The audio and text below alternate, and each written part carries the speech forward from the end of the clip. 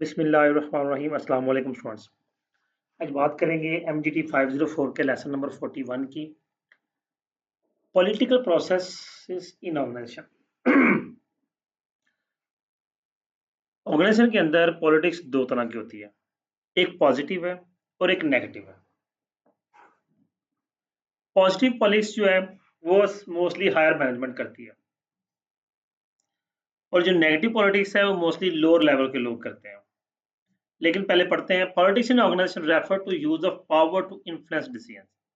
अपनी पावर को यूज करते हुए जब डिसीजंस को इन्फ्लुएंस किया जाता है उसे पॉलिटिक्स कहा जाता है। While power is the ability to get things done. ठीक है, पावर पावर क्या है? इस चीज की एबिलिटी का कोई काम कैसे करते हैं आप। Politics is the exercise of that power specially in goals are near unclear और डिसएग्रीमेंट। पॉलिटिक्स अब यूज की जाती है जब गोल्स अनक्लियर हो या वो कोई बंदा उस पर डिसएग्री हो जाए तो किसी ना किसी तरीके से उसको एग्री करवाना पॉलिटिक्स कहलाता है। मैनेजर्स के व्यू पॉइंट के मुताबिक जो पॉलिटिक्स है वो एक नेगेटिव फिनोमेना है और इससे ऑर्गेनाइजेशन को प्रॉब्लम होती है, उसकी परफॉर्मेंस हर्ट होती है। पॉलिटिक्स जो है वो परसीव यही किया जाता है कि अपर लेवल मैनेजमेंट जो है वही पॉलिटिक्स कर सकती है। It is typically associated with non program decision like structure changes, not routine task like handling grievances. और यही कंसीडर किया जाता है कि जो रूटीन टास्क है या स्ट्रक्चर वो तो नहीं, लेकिन जो स्ट्रक्चर चेंजेस वगैरह है उसमें इस चीज को यूज किया जा सकता है। नेगेटिव व्यू में क्या है? Involve deception, conflict, dishonesty, leads to low morale, poor decision making and distrust trust. यानी कि क्या है? नेगेटिव व्यू पॉइंट ये कहता है कंफ्लिक्ट क्रिएट करना, कोई डिसऑनेस्टी है, कोई मोरल लो होना।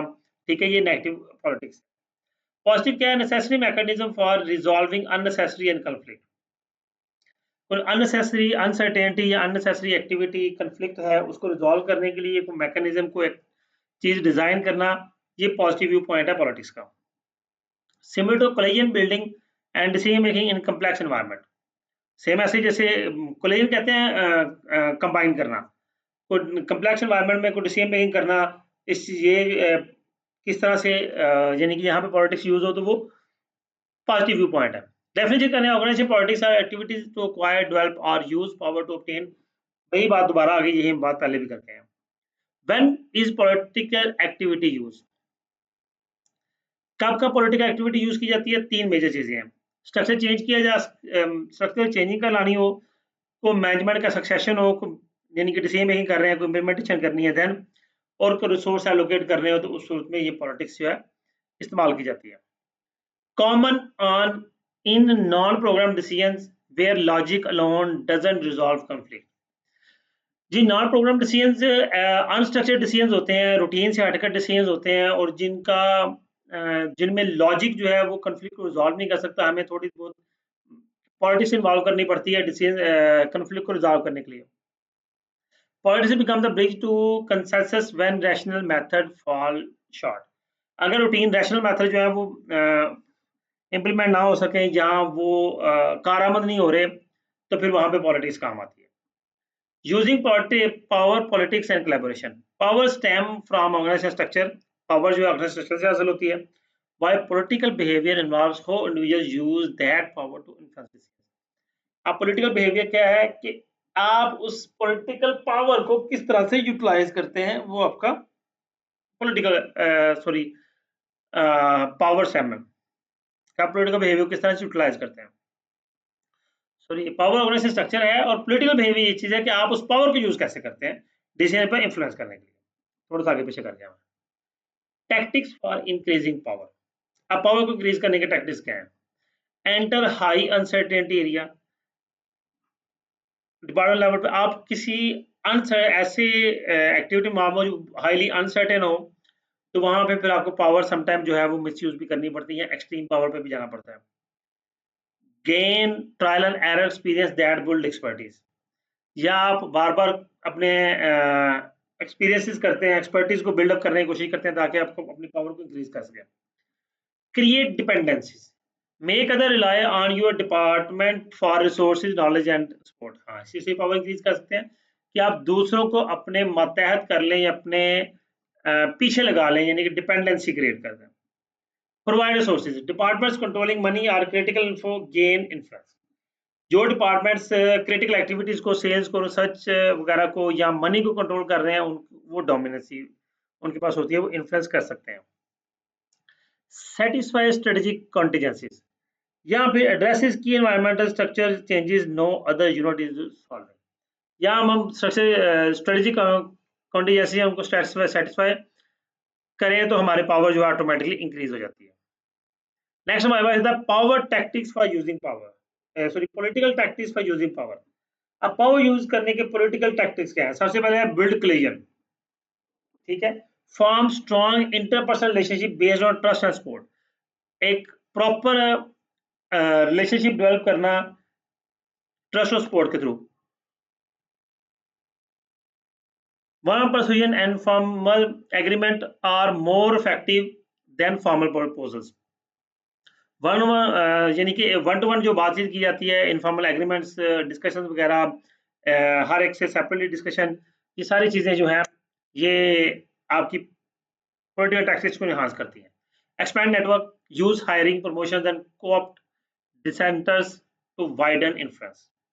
आप हायरिंग अपनी मर्जी से करते हैं, अपने लिहाज से करते हैं, ताकि आप अपना एक नेटवर्क क्रिएट कर सकें, ताकि हर चीज़ को आप इन्फ्लुएंस कर सकें और कंट्रोल कर सकें।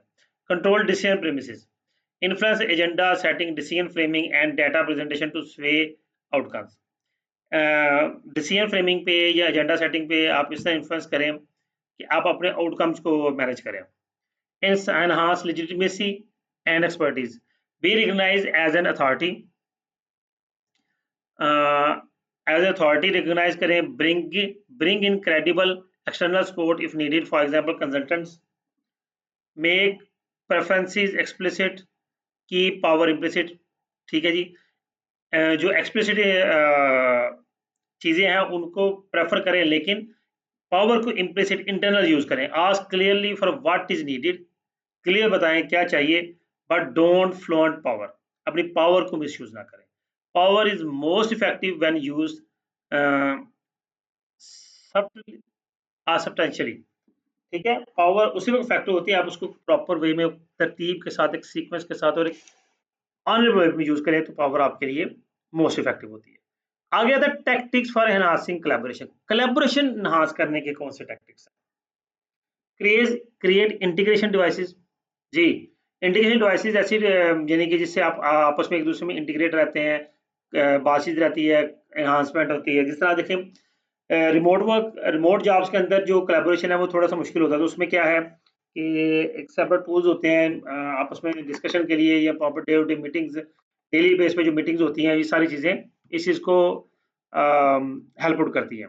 फिर यूज कन्फर्टेशन एंड नेगोशिएशन, यानी कि address conflict directly in win win split, ठीक है, कन्फ्लिक्ट को इस तरह से एड्रेस करें कि विन विन सिचुएशन क्रिएट हो। Use techniques like collective bargaining and monthly expectation meetings. अब तो खैर मंथली एक्सपेक्टेशन मीटिंग जो है वो रूटीन बन गई है, डेली बेस पे कई इदारों में मीटिंग्स होती हैं, डेली को 10-15 मिनट की मीटिंग की जाती है ताकि सारे दिन की वर्किंग को डिस्कस किया जा सके। Schedule inter group consultation, bring conflicting groups together with the third party consultant. जी, कन्फ्लिक्टिंग ग्रुप्स टुगेदर इकट्ठा करें ताकि थर्ड पार्टी कंसल्टेंट को involve. Use structure sessions to identify perception gaps and align understanding. जी, use structure sessions to identify perception gaps. Structure sessions करें ताकि जो gaps perceive किए जा रहे हैं, सोचा जा रहा है कि डिस्कशन गैप है, कोलैबोरेशन गैप है, इस तरह गैप्स को स्ट्रक्चर सेशन अरेंज करके रिमूव किया जा सके। फिर प्रैक्टिस मेंबर रोटेशन। जी, temporary shift individuals across department to foster mutual understanding and reduce bias. जी, वर्किंग को शिफ्ट किया जाता है, किसी का वो दूसरा काम, एक दूसरे को काम रिप्लेस किए जाते हैं ताकि उनमें आपस में बायसनेस रिड्यूस हो। Create shared mission and superordinate goals, establish large unifying goal, for example survival nutrition, redesign reward to encourage cross departmental collaboration। Ji, rewards को रीडिज़ाइन करें, अपनी वर्किंग को रीडिज़ाइन करें, अपने गोल्स को यूनिफाइंग करें, यानी कि एक सिंगल गोल हो ताकि उसको अचीव करना भी आसान हो या अंडरस्टैंड करना आसान हो। जी स्टूडेंट्स, ये आपका लेक्चर नंबर 41 था। उम्मीद करता हूँ आपके लिए अंडरस्टैंडिंग होगा। वीडियो को लाइक कीजिएगा, कमेंट कीजिएगा, अपना ख्याल रखिएगा। अल्लाह हाफिज़।